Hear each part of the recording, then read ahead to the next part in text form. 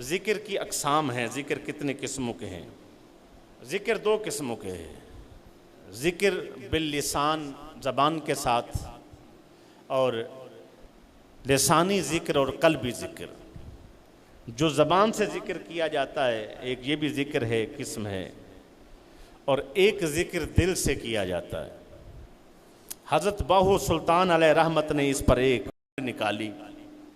حضور فرماتے ہیں زبانی کلمہ ہر کوئی پڑھدا۔ اب ذکر کرنے والے ذکر والے ہو گئے، اب ذکر والوں میں ایک شان بتائی جا رہی ہے۔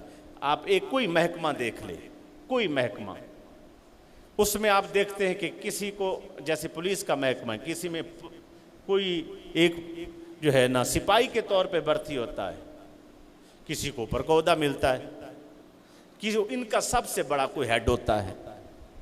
اسی طرح ہر عہدے ہیں، ہر محکمے کے اندر چھوٹا، اس سے بڑا، اس سے بڑا، پھر اس سے بڑا درجہ ہوتا ہے۔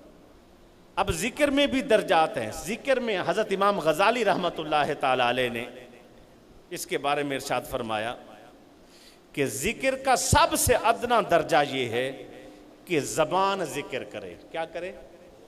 میرے والد صاحب مجھے کل بتا رہے تھے، اگلے دن جب میں ملاقات کی، زیارت کی، تو بتا رہے تھے، کہتے ہیں کہ ہمارے ساتھ ایک حافظ صاحب تھے، کہتے ہیں کہ ایسا اللہ نے ان کو قرآن شریف پر عبور دیا تھا کہ وہ بس پڑھتے رہتے تھے، پڑھتے رہتے تھے، پڑھتے رہتے تھے۔ آج کل تو جو عالم ہے وہ کتابیں نہیں پڑھتا، مطالعہ بھی نہیں کرتا، حافظ ہے تو پورا سال قرآن کو ہاتھ نہیں لگاتا، ڈرتے ہیں کہیں کچھ ہو نہ جائے، بے عملی کی انتہا ہے۔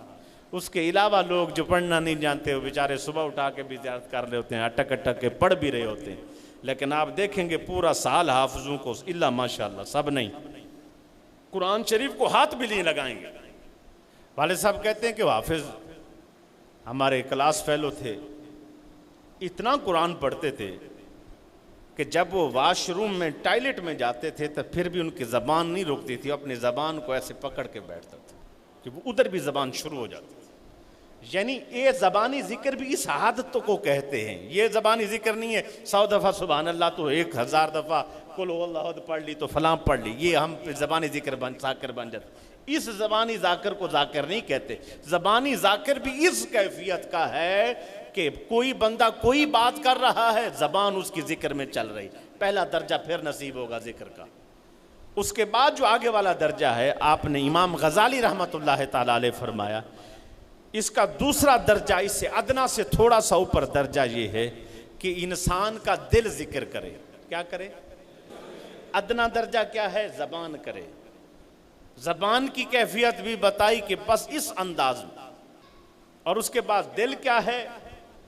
زبان کے بعد دل ذکر کرے، لیکن کس انداز میں کرے؟ جبرن ذکر کرے، تکلف کے ساتھ ذکر کرے، مجبور کر کے اس کو ذکر کرنے پہ لایا جائے، مرشد کے پاس لایا جائے، خود بیٹھنے کو دل نہیں کرتا پھر بھی دل کے ساتھ کری جائے، کری جائے، کری جائے، تکلف کے ساتھ۔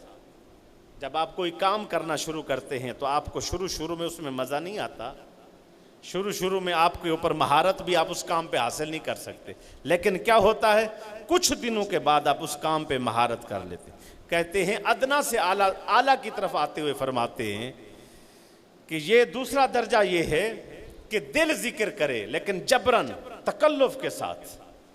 پوچھا حضرت جی اس سے آگے والا درجہ کیا ہے؟ فرمایا آگے والا درجہ یہ ہے کہ دل ذکر کرے لیکن تکلف کے ساتھ نہیں، بغیر تکلف کے، جبر کے ساتھ نہیں، مجبور کر کے ذکر نہ کرایا جائے، بلکہ دل اللہ کے ذکر میں مست ہو جائے، لگ جائے، اس کو کہتے ہیں جو ہے اعلیٰ درجہ۔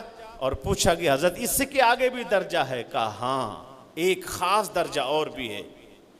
کہا جی وہ کیا ہے؟ کہا وہ ذکر کا وہ یہ ہے کہ آپ نے فرمایا ذکر میں اس قدر بندہ فنا ہو جائے کہ اس کو اپنی خبر ہی نہ رہے، ذکر میں اس انداز میں وہ ذکر کرے۔ آپ دیکھیں جو پاگل ہو جاتے ہیں کسی کام میں، آپ سے وہ کام، یعنی کوئی معاملہ دنیا میں دیکھ لو، عورت کے، یہ مثال دینی نہیں چاہیے لیکن سمجھا رہا ہوں سمجھانے کے لیے، جو بے وقوف لوگ کسی عورت کے عشق میں پاگل ہوتے ہیں وہ کیا کرتے ہیں؟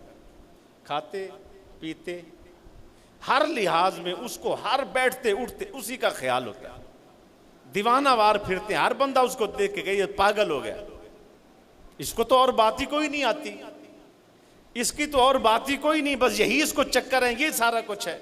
اسی لیے بھائی ذکر کا اعلیٰ درجہ بھی یہی ہے کہ جب انسان ذکر کے اس مقام تک پہنچتا ہے تو صاحبان نے فرمایا کہ وہ ذکر کا سب سے اعلیٰ درجہ ہے کہ ذکر میں انسان کی وہ کیفیات پیدا ہو جائیں کہ انسان کا گرنا، ذکر میں بے ہوش ہو جانا، ذکر میں پاگلوں والی حرکات کا کرنا، اور یہ اس قدر بھاگنا دوڑنا، یہ سارا اس میں شامل ہے کہ اگر آپ دیکھیں ذکر کریں گے، حضرت بابا فرید الدین گنج شکر رحمۃ اللہ تعالیٰ علیہ، آپ کے بارے میں منقول ہے کہ آپ عشاء کی نماز سے لے کر فجر کی نماز تک ساری رات اللہ کے ذکر میں تڑپتے اور بھڑکتے رہتے۔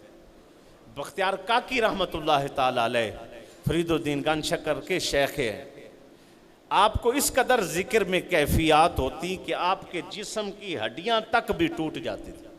حضور غوث پاک رضی اللہ تعالیٰ عنہ کی کیفیات، آپ کی محفل پاک کی کیفیات بھی ایسے تھی کہ ذاکر ذکر کے اندر اس قدر مست ہو جاتے تھے کہ رونا گرنا، اور حتیٰ کہ اس قدر ذکر کرتے تھے کہ آپ کی محفل پاک میں ذکر کی برکت سے کچھ لوگ فوت بھی ہو جاتے تھے۔ ہم نے یہ سمجھا ہے کہ بس یہاں بیٹھ کے ایسے تسبیح پھیر